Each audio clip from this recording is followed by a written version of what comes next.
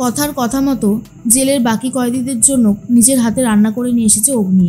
সবাইকে খেতে দেয়, সবাই খুব খুশি হয় আর প্রশংসা করতে থাকে। এরপর অগ্নি বলে, সবাইকে তো খাওয়ালি, এবার নিজে খা। আর শোন, টেনশন করার দরকার নেই, যা হবে ভালোই হবে। এর মধ্যেই চিত্রা কথা বলতে থাকে জয়দীপ বিশ্বাসের সাথে আর বলে, জানেন তো, কালকে সকাল হতেই কথাকে কোর্টে তোলা হবে। আমার যে কি আনন্দ হচ্ছে। জয়দীপ বিশ্বাস বলে, আনন্দ তো আমারও হচ্ছে, বাকিটা পরেই না হয় ফোনে বলবো। এর মধ্যেই সকাল হতেই কথাকে নিয়ে যাওয়া হয় কোর্ট চত্বরে, আর সেখানে অগ্নি অপেক্ষা করছিল কথার জন্য।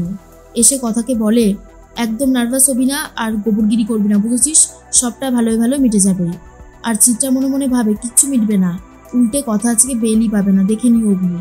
এর মধ্যেই অগ্নির টেনশন হতে শুরু হয়। কোর্টে কেস শুরু হয়ে গেছে। পাবলিক প্রসিকিউটর যে রয়েছে সে কথাকে অপমান করতে থাকে, কথাকে চোর বলতে থাকে।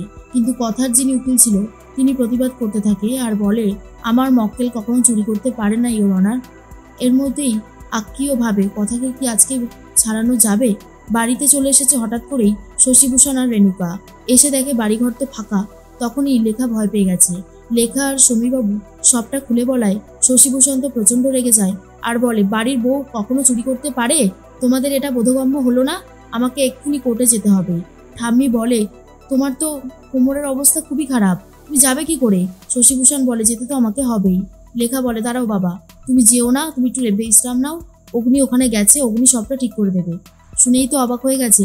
অগ্নি নাকি বিদেশে কাজ ফেলে চলে এসেছে বাড়িতে কথার পাশে থাকতে। এর মধ্যেই সমীরবাবুকে কাঠগড়ায় দাঁড় করানো হয় আর পাবলিক প্রসিকিউটর জিজ্ঞেস করে, এবার আপনি সত্যিটা বলুন। সমীর গুহ নিজের মতোই বলতে থাকে আর অগ্নি তো প্রচণ্ড রেগে গিয়ে বলে, এই মানুষটা কোনো কাণ্ডজ্ঞান নেই, সব সময় ভুল ডিসিশন নিয়েছে আর এখনো সেটাই করছে। কিন্তু কথার তো বেল করানো যায় না।